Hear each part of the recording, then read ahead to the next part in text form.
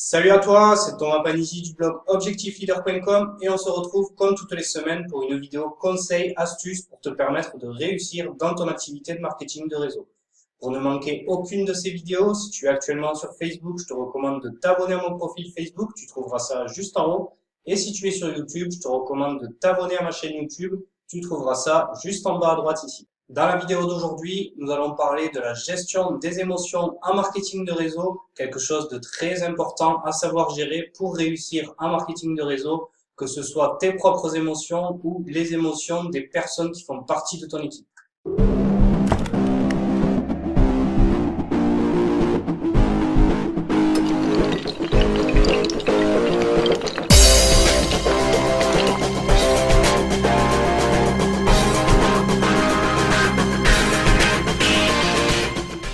La première chose que tu dois savoir, c'est que le marketing de réseau, c'est quoi au final? C'est de l'échange entre humains. Et les humains, ils ont des émotions. Certains jours, ça va bien, certains jours, ça va mal. Et 80% de ta réussite en marketing de réseau, elle se fera dans ton attitude. Tu es là pour recommander des produits, des services, etc.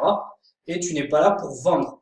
Une bonne recommandation, c'est quoi? C'est créer une bonne relation avec la personne à qui tu veux faire ta recommandation et avoir de l'enthousiasme pour ce que tu as à leur proposer. Si tu veux vendre quelque chose, par contre, il faudra plus que tu mettes en avant l'urgence de lui vendre cette chose, plus amener les bons arguments à cette personne pour la convaincre. Le marketing de réseau, c'est vraiment de la recommandation. Donc, avant tout, tu te dois de vraiment avoir une bonne attitude, être enthousiaste vis-à-vis de ce que tu proposes et d'établir une bonne relation. Tu te doutes bien que si tu es dans un down, si tu n'es pas en bonne phase, si tu n'es pas en forme au moment où tu vas faire tes recommandations, tout simplement, ça ne va pas fonctionner. Donc, qu'est-ce qu'il se passe si tu es dans un moment où ça va mal, parce que forcément, tôt ou tard, ça va t'arriver, c'est complètement humain, il vaut mieux que tu lâches prise, il vaut mieux que tu laisses un petit peu de côté ton activité et que tu reprennes à un autre moment. Alors, je te disais juste avant, lâcher prise, qu'on s'entende bien, ce n'est pas tout abandonner, arrêter du jour au lendemain ton activité, etc. Qu'est-ce que tu peux faire si tu es aux prises d'une émotion négative? Voici quelques pistes. En premier lieu, je te recommande vraiment de contacter ton parrain ou ta marraine et de lui en faire part. C'est vraiment le rôle de ton parrain ou de ta marraine de t'accompagner également dans les mauvais moments. Enfin, en tout cas, c'est vraiment quelque chose d'important, il se doit de le faire. Et s'il ne le fait pas, pose-toi des questions, parce que je pense personnellement que tu as un parrain en carton et tu ferais mieux d'en changer ou de taper plus haut pour avoir de l'appui à ce moment-là. C'est très important que tu lui donnes des nouvelles aussi, parce que là, c'est au cas par cas, mais moi, personnellement, je préfère avoir un filleul qui m'appelle, qui me dit, écoute, je suis pas très bien en ce moment, je préfère prendre un petit peu de recul, plutôt que quelqu'un qui ne me donne aucune nouvelle et j'ai l'impression qu'en fait, il est à deux doigts de tout abandonner. Deuxième chose que tu peux faire, qui est assez logique, mais qui finalement est peut-être sous-évaluée, c'est tout simplement de prendre du recul. Tu es un humain, tu te dois d'accepter que tu as des émotions et prendre du recul, au final, c'est la meilleure façon d'accepter son émotion négative, de se dire que ça peut arriver et que il vaut mieux prendre du recul, regarder un petit peu en arrière ce qui a déjà été accompli et qu'on ne peut pas être à 100% de ses capacités tous les jours. Comme je te le disais juste avant, la réussite en marketing de réseau, c'est vraiment principalement dans l'attitude. Donc si tu es dans une passe négative, il vaut vraiment mieux que tu prennes du recul, que tu te mettes un petit peu à l'écart de ton activité pendant quelques temps, le temps que ça aille mieux, parce que au final, ça va plus être contre-productif si tu persévères alors que tu n'en as pas l'envie, tu n'en as pas émotionnellement le goût d'aller de l'avant. Parmi toutes les émotions négatives que tu vas pouvoir traverser et que les personnes de ton équipe vont pouvoir traverser, il y en a une qui est vraiment numéro un, qui fait des ravages, que ce soit en marketing de réseau, mais dans tous les domaines de la vie, c'est la peur. La peur, dans le cadre de l'activité de marketing de réseau, c'est la peur d'avoir des noms quand on part en prospection, c'est la peur de décrocher son téléphone pour justement faire de la prospection, la peur de mal faire, la peur de ne pas avoir des résultats, etc., etc. La peur de la peur. quelle va être la solution pour toi et pour tes équipes vis-à-vis de cette peur? Ben, c'est tout simplement de passer à l'action et de persévérer. Il n'y a qu'une façon de ne pas avoir peur, c'est de se lancer, de se jeter à l'eau.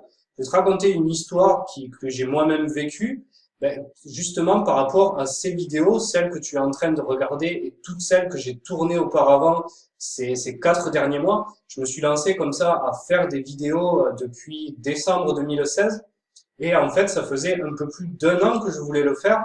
Et je repoussais sans cesse parce que justement c'était cette fameuse peur, peur de mal faire, peur de ne pas avoir du succès, peur de ne pas être apprécié par rapport à ces vidéos.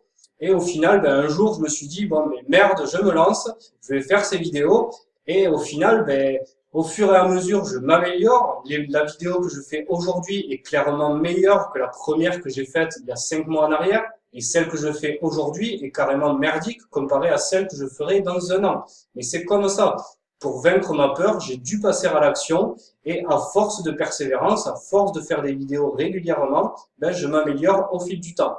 Et c'est exactement la même chose que tu dois faire, que les membres de ton équipe doivent faire pour surmonter leur peur, quelle qu'elle soit. Que ce soit avoir des noms, ben, si tu as peur d'avoir des noms, si tu n'appelles personne, si tu ne prospectes personne, c'est sûr que tu auras des noms. Donc, il n'y a qu'en surmontant ta peur, en passant des appels, que tu pourras avoir des oui. Si tu as peur de décrocher ton téléphone, ben, ce n'est qu'en passer à l'action, ce n'est qu'en commençant à décrocher ton téléphone que tu te rendras compte que c'est pas si terrible que ça de passer un appel et qu'au pire, ben, tu vas avoir un non. Ça va pas te tuer. La peur de mal faire, mais vaut mieux quelque chose de mal fait que quelque chose qui n'est pas du tout fait. Et pour plein d'autres raisons comme ça, de toute façon, dans tous les cas, la meilleure façon de surmonter sa peur, c'est de passer à l'action. L'action engendre de l'expérience, et puis on se rend compte que c'est pas si difficile que ça. Et au fur et à mesure de notre expérience, on s'améliore au fil du temps. Alors cette vidéo, au final, elle était plus axée sur le développement personnel que sur le marketing de réseau en lui-même, mais c'est vraiment quelque chose de très important parce que le moteur de ton activité en marketing de réseau, c'est toi et c'est les autres personnes qui constituent ton équipe et qui sont des personnes, des êtres humains à proprement parler. Et la meilleure façon de se bonifier, c'est de travailler son développement personnel. Donc ça, tu peux le faire à travers des livres, à travers différents programmes que tu peux retrouver sur Internet. Il y a différentes façons de se développer là-dedans et je te recommande vraiment de t'instruire à ce niveau-là parce que c'est ce qui va faire que tu vas te sentir de plus en plus fort, que tu vas mieux combattre tes émotions négatives et pouvoir mieux accompagner les émotions négatives auxquelles peuvent faire face les personnes de ton équipe. Et justement, puisqu'on parle de ce thème, c'est un exemple parmi tant d'autres. Tu pourras trouver énormément de ressources, mais je vais te le recommander parce que je le connais personnellement et je sais que c'est du très bon boulot. Je te mets juste au-dessus si tu es sur Facebook ou juste en bas dans la description si tu es sur YouTube, un lien sur lequel tu vas tomber pour avoir plusieurs vidéos gratuites, des très bons conseils en développement personnel de la part d'Amine Laboubariki, qui est du site otake.com, auquel je passe un salut d'ailleurs au passage. Je te recommande de suivre ces vidéos, tu y auras de très bons conseils. Je te remercie d'avoir été attentif à cette vidéo. Si elle t'a plu, n'hésite pas à la liker, la commenter, la partager. On se retrouve la semaine prochaine pour une autre vidéo conseil. D'ici là, je te souhaite une excellente fin de semaine. Salut!